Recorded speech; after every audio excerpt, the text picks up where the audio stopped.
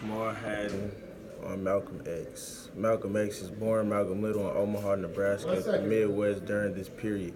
It's full of discrimination and racial violence. Malcolm's family moves to Michigan where they continue to experience persecution and violence. White people murdered Malcolm's father and forced his mother into a mental hospital. After living in Michigan detention home and completing the 8th grade, Malcolm moves to Boston, Massachusetts, to live with his half-sister, Ella. In Boston, Malcolm quickly becomes involved in urban nightlife. He passes for being much older than he is, wearing flashy clothes, gambling, drinking, doing drugs, and dating older white women. Sophia. Malcolm eventually takes a job as a railway porter. He then moves to New York, where he begins working as a hustler in Harlem. Malcolm's furious jobs there include running numbers, selling drugs, and steering white people to black brothels. He also commits armed robberies.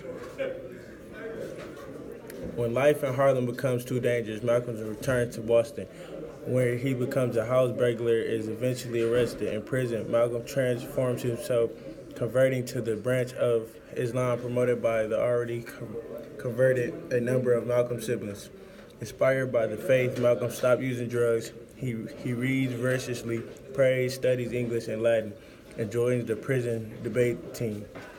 The prison releases Malcolm on parole. Malcolm moves in with his brother Wilfred and becomes very active in Detroit Temple of the Nation of Islam. Malcolm receives permission to drop his last name, which a white slave owner gave to one of his ancestors. He adopts the placeholder X as his last name, using the letter to represent the lost name of his African ancestors. Malcolm X soon meets the Nation of Islam's leader, Elijah Muhammad, and rises quickly from the rank of the temple assistant. In Detroit to the nation's first national minister, Malcolm X becomes known throughout the United States and even outside of Muslim circles as a furious advocate for black unity and Malicity.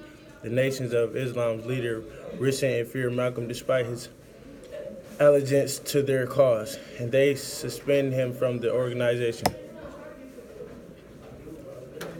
The Nation of Islam's frustration with Malcolm intensifies, and Malcolm begins receiving death threats. After a devised argument with Elijah Muhammad, Malcolm comes with the Nation of Islam. He uses his fame to found his own organization, Malcolm X Inc., and he sees his organization as more politically achieved the National of Islam.